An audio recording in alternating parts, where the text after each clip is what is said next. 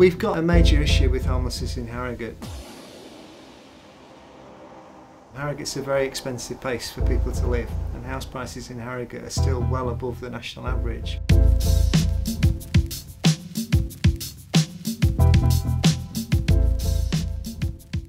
Nationally, I noticed you talked about 70,000, but if you look at various estimates putting it at 200,000 to 300,000 being the real level of youth homelessness. We support 70 young people each year.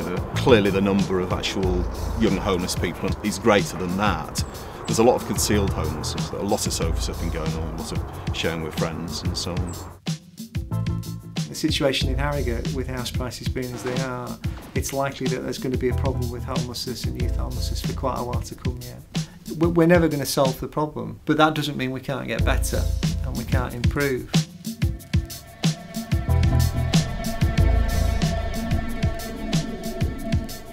The reason people become homeless is deep down problems which need to be sorted out. With young people, it's inevitably family breakups, it's fallouts, it's mum getting remarried or a new partner coming in or dad getting a new partner coming in. And it's those sorts of issues which sometimes force teenagers out of their home. I think the most common one from our point of view is family disputes. Nobody knows what's behind a person's homelessness, and I think it's bad to judge. People are made homeless for very terrible reasons because they've had a terrible home life. Really, accommodation's one part of what can be a much bigger issue. I left home a number of times when I was a teenager. I was extremely difficult, but I came back. And I think that happens to a significant number of young people who do have great rows, who do pack a bag and walk out, and a few days later, a week later, they're back home. The situation has changed. I care because I think you've got to care. I mean, at the end of the day, it can happen to anybody. The other area that I'm particularly interested in is young people in particular who are also full-time carers. There is a growing incidence of young people who have become carers, who've dropped out of the education system early on, who eventually get to a point of crisis in their own life where they just can't cope anymore. You're talking about people who've got a genuine need.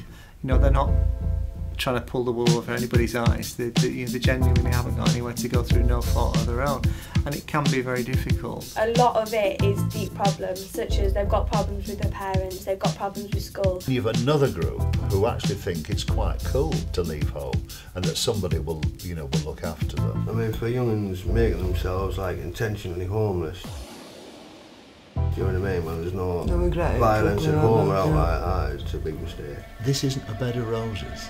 This is a very, very difficult road to go down. You know, the streets are rough and that now, do you know? A lot of violence and that, and I don't recommend it. I'd say the majority of homeless people end up with like alcohol or drug dependencies, do you know what I mean? Crime and that, they go into crime, don't they? End up getting mixed up in the wrong crowd as well.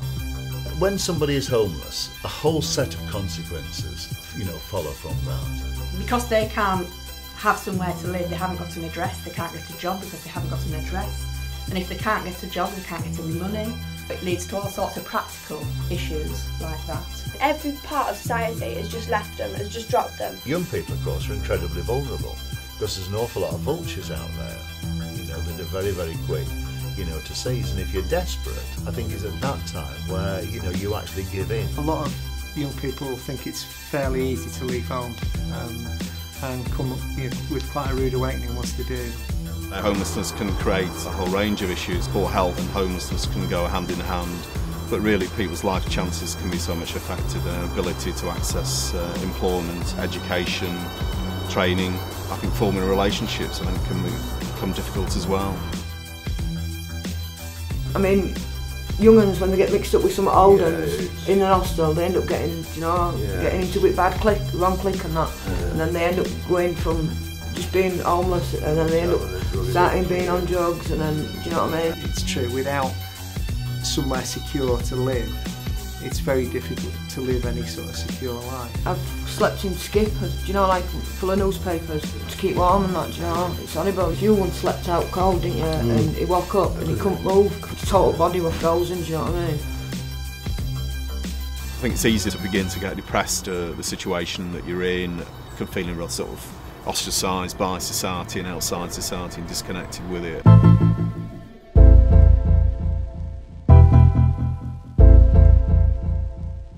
I've been doing Crash Pad for 6 months. I do enjoy doing it. It is challenging. Provide a safe bed, basically. That's all I can say. Breakfast, dinner and a safe bed to stay, and they can choose whether they use it or not. Hopefully we'll be able to support them in helping them move into independent accommodation. What we're trying to achieve through mediation to enable the young person really to be able to openly express themselves, but equally for the parents to be able to express themselves in a very equal and fair way, where there isn't the sort of power imbalance that so often happens within a family. We're probably not going to be able to provide everybody with accommodation, but we can at least try and offer you some support and advice. What we're trying to focus on is trying to help people live with the pressures that they've got. People can stay here for up to 6 weeks. Under special circumstances it can be rolled over for another 4 weeks. My own personal opinion is that children need boundaries to grow by and to live by, and I think if you provide boundaries you're providing a support system for people. That's what people like, in my experience. If there isn't a crash pad space, they go into bed and breakfast, usually, if there's a bed and breakfast available. I'm not sure what happens after that, to be quite honest with you. No, I don't think there's enough awareness, not simply in Harrogate, but I don't think there is around the country. Just ask for help. Don't go about it yourself thinking that you will be alright, because like I said, there's danger everywhere. Don't think that it's all good and that being, oh, I'm my own person, I can do what and come and go as I want. When you get a young person in crash pad, even though there's boundaries to how long they're here, they actually see the workings of a family living a life, basically. And some of the people that come here haven't experienced just a family environment. It actually helps, I think. In bed and breakfast, they've just got themselves. No role models, no support if they need it. Even just being able to ask somebody if they want some help, they've got somebody here that they know they can talk to, whereas in a bed and breakfast they haven't.